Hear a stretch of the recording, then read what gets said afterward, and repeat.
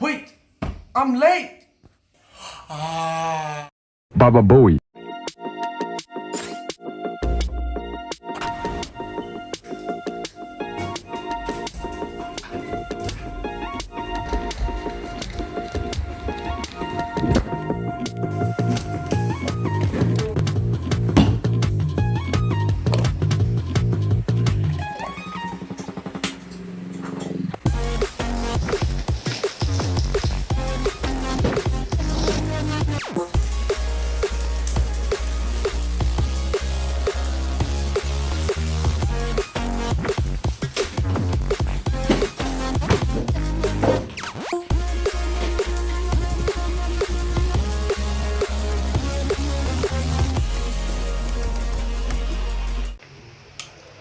Sorry, dude.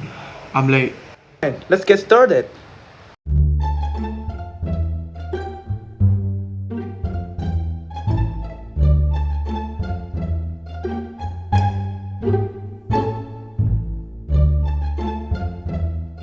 Okay, there are three objectives. Number one is to investigate the differences between the graphs shown. Number two is to boost one's understanding on the graph relationship. And number three is to allow one to visualize and analyze the relationships of the graphs. Let's get started. The first one. Y equals a power x with y equal a power minus x.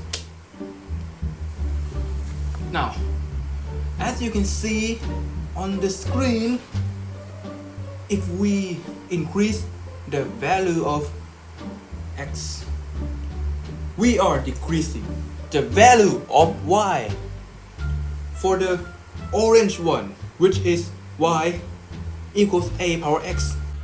But For the blue graph of y equals a power negative x, if we increase the value of x, y also increases. As you can see on the example, I'm sure you can do simple math. So just look at it. Y equals a power x with y equals a power x, but times negative 1. I've told you about y equals a power x. As x increases, y decreases. But for the blue graph, which is that one, it is the reflection. of the orange graph. See, it reflects each other. Let's go next. Oh, by the way, 領域展開無料空所 Meanwhile,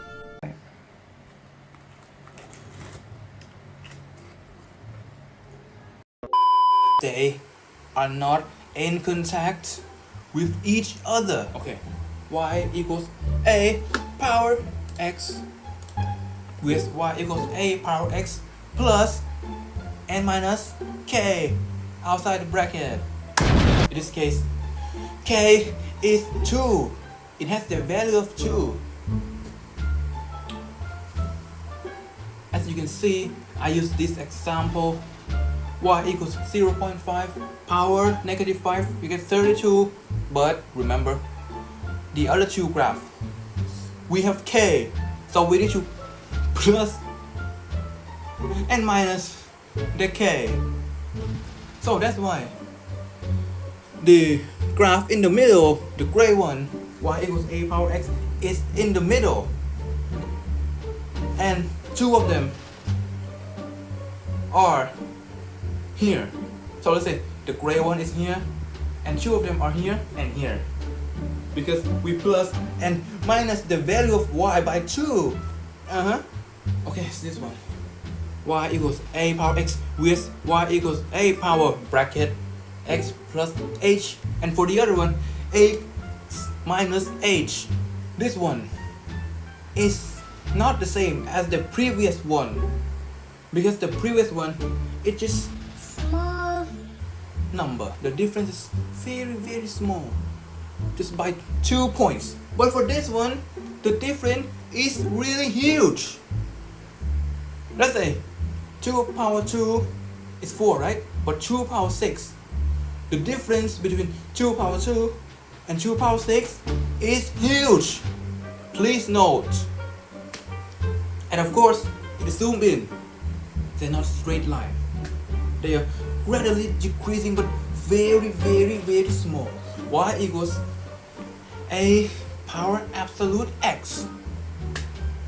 Okay, so here it is. The more it is apart from 0, the smaller the value of y. Oh, just look. 0 has the highest value of y. Let's say x is 0, y is 1, which is great, but x is 5, the value of y is really small. And also this one is a Reflection. see, it's a reflection.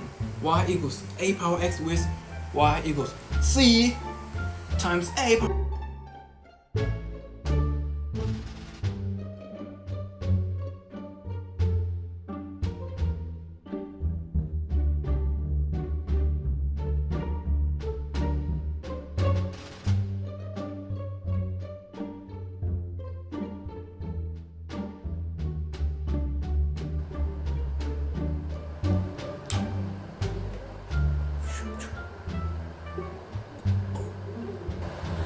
So, y equal to a power x versus y equal to a power minus x.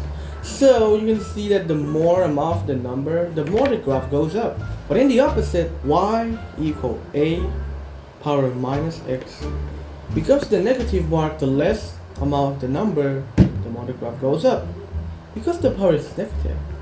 And another thing I want to tell you is, you can see that the end of the graph is so straight, but it's not straight. The number is so Small. that it's almost equal to 0.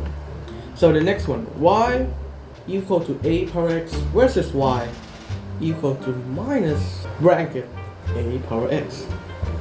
So you can see the more I'm off number, the more the graph goes up. But this time, the negative mark is outside the bracket, so it makes the whole graph upside down. Next one, y equal to a power x versus y equal to bracket a power x plus k versus to y equal bracket a power x minus k. This one you can see that the more amount of number, the more the graph goes up. But this time it has k outside the bracket. So k can be any number. So you can see that a power k is in the middle. Minus k is mean the graph goes down, and k the graph goes up. You see that it has 3 layers of things. That's because k change in y-axis. So one goes up and one goes down. Next one, y equal to a power x versus y equal to a power bracket x minus h versus y equal to a power bracket x plus h. This one you can see that the more amount of number, the more the graph goes up, as everything goes up. But this one we have h inside the bracket. And h can be any number too. So a power x is in the middle again. Plus h will be greatly increased because it's plus with the power. It's the opposite of minus h, it will greatly decrease. And the next one, y equal to a power absolute x. So absolute. It will make the negative into positive. For example, it's 5 and minus 5. Even though it's different number, but in the end, minus 5 will automatically change to 5. And the two will get the same result. So that's why the graph looks so symmetrical. The more you go in the middle, the more your graph will get into 0. And on the other hand, the more you go away from the middle, the more your graph will go higher. And the last one, y equal to a power x versus y equal to c a power x. This one you can see that the more of the number, the more the graph goes up. But this one. We have c. Can be any number. In that term, c will make the graph greatly increase because it's time into the number. So, as you can see on the graph, it will be higher than the one without C. So, in conclusion, if A is less than 1 and X is positive, the more X, the more Y. C increase the value of Y. Absolute make the graph a mountain or U shape.